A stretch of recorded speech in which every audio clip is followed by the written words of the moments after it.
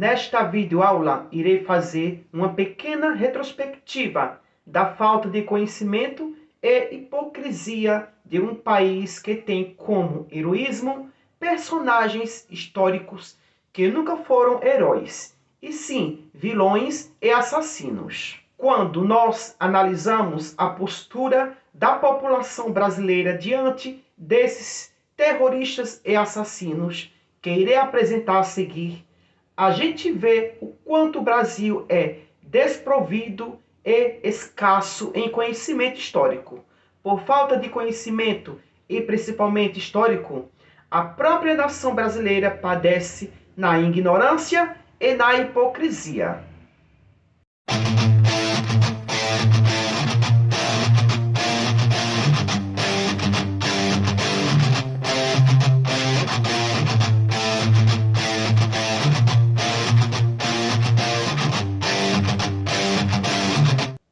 Quando falamos de personagens históricos, estamos nos referindo a homens que participaram de movimentos e processos históricos, as quais viveram e se organizaram positivamente ou negativamente no tempo e no espaço de cada época da sua existência. Sabemos que em todas as épocas da história da humanidade, houve processos transformativos, revolucionários sociais, culturais, religiosos, econômicos e políticos.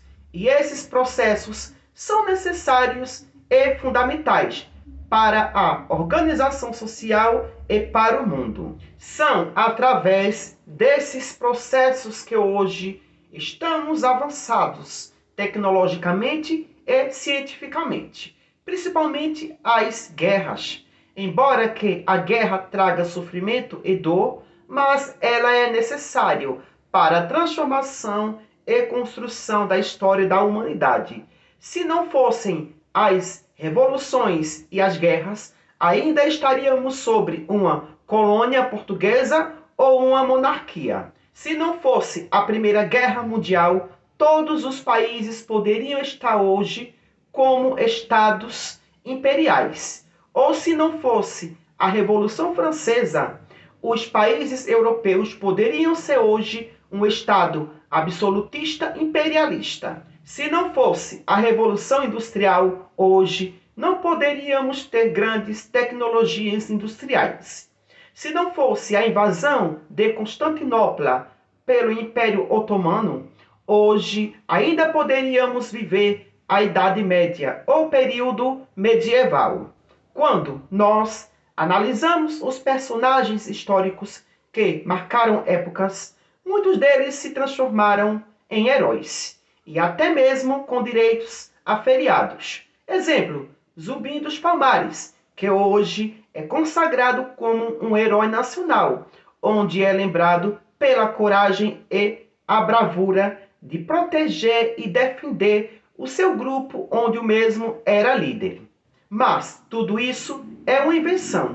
Zumbi dos Palmares era um homem perverso que matava, estuprava e fazia do terror por onde passava. Ele matou seu próprio primo para poder comandar o grupo, onde se tornou líder. As pessoas que chegavam em seu grupo já eram escravas dos senhores de engenhos e da elite portuguesa. Pensavam que iam ter uma vida de liberdade, mas não, acabavam se tornando escravas do próprio Zumbi dos Palmares. Outro que também se tornou símbolo nacional e herói foi o rei do cangaço, chamado de Lampião, onde também protegia toda aquela população e sociedade onde ele liderava. Mas será que isso é verdade?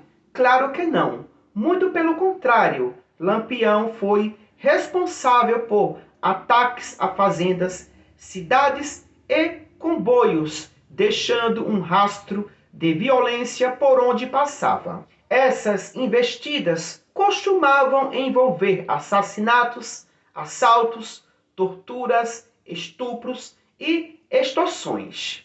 E o pior, que até hoje é conhecido como Rei do Cangaço, onde existem dezenas de músicas as exaltando como herói. Viva Maria, bonita de Lampião, Virgulino foi um rei, majestade capitão. Lampião, flecha de fogo, Curisco, heróis do sertão, contra a força que sufoca, que oprime a multidão. Braço forte, mão armada, quem não tem fez a razão. E canta o povo, o velho e o novo, feito um bando de heróis a gritar em procissão. Ei, Lampião, Maria bonita paixão.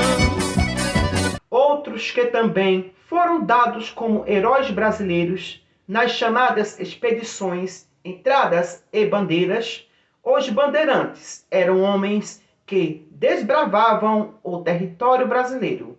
Os principais objetivos dessas expedições eram capturar indígenas para utilizá-los no trabalho forçado, resgatar escravos fugitivos e encontrar metais e pedras preciosas pelo caminho. A ação de captura e resgate de populações indígenas ficou conhecida pelo uso de muita violência. Essa dureza das expedições tornava os bandeirantes homens extremamente violentos, ambiciosos e rudes, características de muito utilizadas para a escravização de índios e combate aos quilombos, onde, por muitas vezes, os bandeirantes entraram em conflitos com os jesuítas, porque os bandeirantes invadiam as aldeias dos jesuítas para capturar os índios que estavam sob controle dos próprios jesuítas. E com isso foi criada uma imagem heróica, até existem estátuas e monumentos dos bandeirantes em homenagem a eles espalhadas pelo Brasil, como também existem rodovias com nomes dos bandeirantes. Outro personagem histórico brasileiro que, com sua insanidade e ditadura militar, arrasou o Brasil na época, principalmente em Florianópolis, que antes era chamada de Desterro, foi o presidente Floriano Peixoto no ano de 1891 a 1894, na chamada República da Espada. Na verdade, Floriano Peixoto foi presidente à força, usurpando o cargo. O governo de Floriano Peixoto foi um governo ditatorial, onde teve várias mortes e revoluções, principalmente o massacre que aconteceu durante seu governo. Por esta categoria, reúne as vítimas do massacre de Ayantomirim, ocorrido em 1894. Em decorrência da Revolução Federalista, foram fuziladas 298 pessoas ligadas à Revolução, sob o comando do coronel Antônio Moreira César, atendendo a ordens do presidente Floriano Peixoto. Mesmo assim, Floriano Peixoto foi homenageado com o nome da cidade, que hoje conhecemos como Florianópolis. Outro personagem histórico que foi transformado em herói foi Joaquim José da Silva Xavier, mais conhecido como Tiradentes.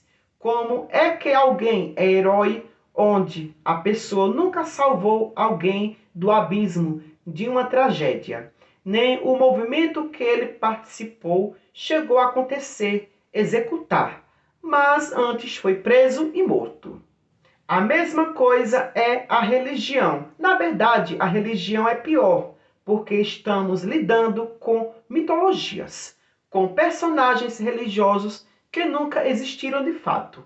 É uma mentira em cima de outra mentira. Os personagens bíblicos do Antigo Testamento, como por exemplo, Davi, Saul, Moisés, Salomão, Josué, dentre outros, eram homens perversos, psicopatas, assassinos, estupradores, pedófilos, terroristas, usurpadores, etc, etc, etc. Mas para as ovelhas são homens íntegros e misericordiosos. A própria Bíblia relata tudo isso. Eram homens perversos e sanguinários, que matavam e destruíam tudo que encontravam pela frente. E o pior, várias pessoas colocam o nome dos seus filhos com o nome desses psicopatas, achando que estão arrasando. É algo extraordinário. Na verdade, me dá pena dessas pessoas. São pessoas sem conhecimento e ignorantes. É a mesma coisa que colocar o nome de Hitler, Joseph Mengele, Stalin, Mussolini, dentre outros. Qual a diferença entre eles? Nenhuma. Se Hitler, Joseph Mengele, Stalin e Mussolini matavam, perseguiam e usurpavam, os personagens bíblicos também faziam a mesma coisa. O próprio suposto Jesus, que muitas pessoas o têm como herói. Aí eu pergunto, herói de que mesmo? Para ser herói é necessário o uso da salvação. Mas qual foi essa salvação feita pelo próprio suposto Jesus? Porque ainda pela mitologia bíblica nós precisamos de salvação. Ainda carregamos o tal do pecado original. Então, nessa perspectiva, tudo aquilo que aconteceu com o suposto Jesus na cruz foi inútil. Porque o suposto Jesus morreu na cruz para redimir nossos pecados e nos dar a nossa salvação e vivermos uma vida sem dor e sofrimento. Mas, na prática, isso não aconteceu. Porque ainda, hipoteticamente, estamos com pecados. Ainda precisamos de salvação. E ainda permanecemos com todo o sofrimento que há no mundo. Agora vem outra problemática. Redimir nossos pecados. Pecados de que mesmo?